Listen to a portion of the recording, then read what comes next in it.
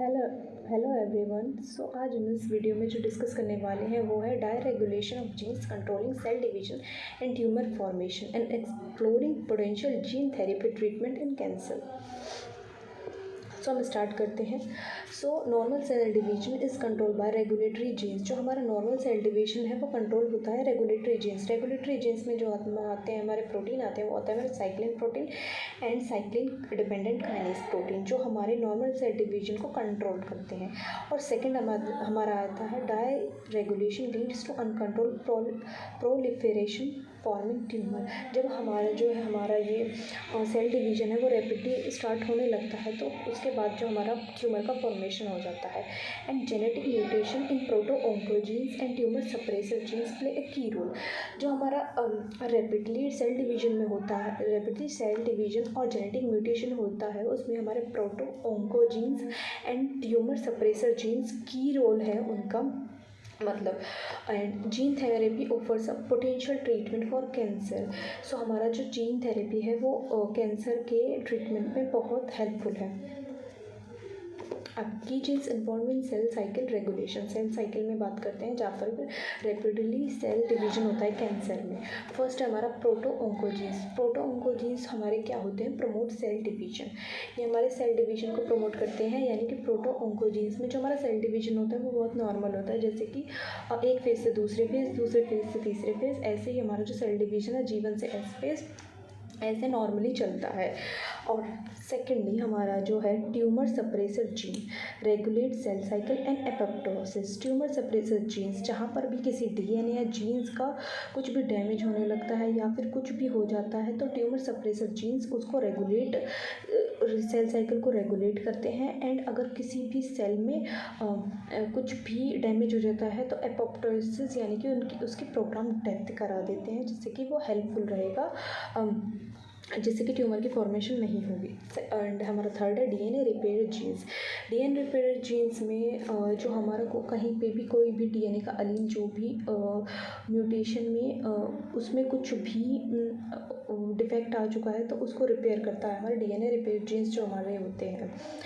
अब आता है हमारा how dysregulation leads to tumour formation. First है oncogene activation. Mutation convert proto oncogenes into oncogenes causing excessive growth. जो हमारा प्रोटो ऑन्कोजीन्स होता है उसमें जो हमारे सेल्स की ग्रोथ होती है वो नॉर्मल होती है, यानी सेल्स की जो डिवीजन होते हैं सेल साइकिल में वो नॉर्मल होती है, बट ये कन्वर्ट होती है हमारे म्यूटेशन के थ्रू ऑन्कोजीन्स में। ऑन्कोजीन्स में एक्सेसिव ग्रोथ होती है, यानी कि उसमें जो हमारा गेन इन फंक्शन होता है वो एक्सेसिव रैपिडली होता है, रैपिडली उसमें सेल्स का डिवीजन रैपिडली होता है। सेकंड है हमारा loss of tumour suppression mutation in TP53 RB1 lead to loss of growth control. जो हमारा T53 जो प्रोटीन है वो हमारा डीएनए डैमेज होता है तो वहाँ पर ये जीन हमारा काम आता है। एंड RB1 रेटिनोब्लास्टोमा जो हमारा होता है उसमें ये प्रोटीन ग्रोथ जो कंट्रोल नहीं हो पाती है उसका लॉस करती है। वहाँ पर भी ये ट्यूमर सप्रेसर जब काम नहीं कर पाते हैं तो वहाँ पर ट्यूमर की फॉर्मेशन होना स्टार्ट हो जाती है। And third is failure of apoptosis. Apoptosis यानी कि जो हमारी सेल्स की प्रोग्राम डेथ है जो कि हमारे ट्यूमर सप्रेसर कराते हैं वो यहाँ पर आकर फेल हो जाती है तो हमारे ट्यूमर की फॉर्मेशन हो जाती है। And fourth is uncontrolled angiogenesis. Angiogenesis में जो हमारे ब्लड वेसल्स होती है उनका फॉर्मेशन होता है तो इसमें न्यू ब्लड वेसल्स का फॉर्मेशन होने लगता है, वो भी हमारे कंट्रोल से बाहर हो जाते हैं। And fifth is metastasis. Cancer cells spread to other tissue. जो हमारे कैंसर सेल्स है वो दूसरी टिश्यूज़ को अफेक्ट करने लग जाती हैं। एंड अब ये हो गया हमारा कैंसर हो चुका है, यानी कि जब हमारा सेल डिवीजन है वो अनकंट्रोलेबल हो गया है तो उसके बाद जो हमारा जो कैंसर का जो ट्रीटमेंट होता है पोटेंशियल ट्रीटमेंट वो होता है हमारा जीन थेरेपी।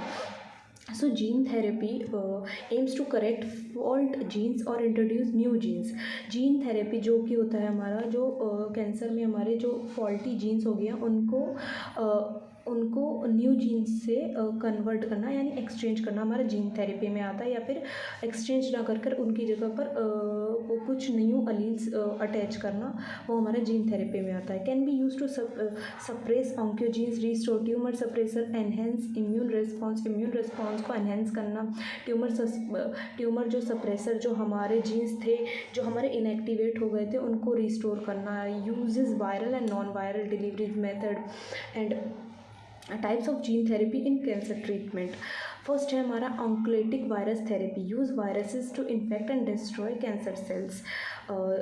कभी कभी किसी वायरस को यूज़ कर इस जीन थेरेपी में होता है वायरसेस को यूज़ कर कैंसर सेल्स हो उनको डिस्ट्रॉय करना। एंड सेकेंड है हमारा ट्यूमर सप्रेसर जीन रिप्लेसमेंट, जो हमारा ट्यूमर सप्रेसर जीन्स जो इनएक्टिव हो गई थी उनकी रिप्लेसमेंट करना इस जीन थेरेपी में आता है, रीस्टोर करना TP53 जीन्स को।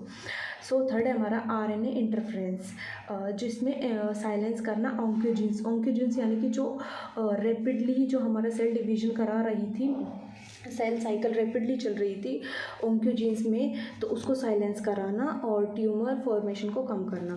And CAR-T cell therapy enhance immune response against tumours, immune response को एक्टिवेट करना जिससे कि वो ट्यूमर फॉर्मेशन के अगेंस्ट वर्क करे। And fifthly CRISPR gene editing, precisely modified cancer related genes, challenge and ethical consideration, deliver efficiency and targeting specificity। and second है हमारा potential for unidentate mutation, cost and accessibility। and third है हमारा ethical concern about genetic modification, regulatory approval and safety concerns।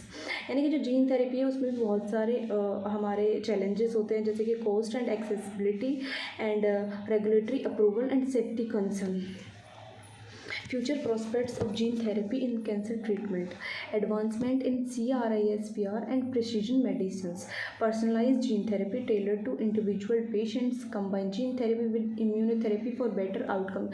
यानी gene therapy को immunotherapy के साथ combine कर better इनका।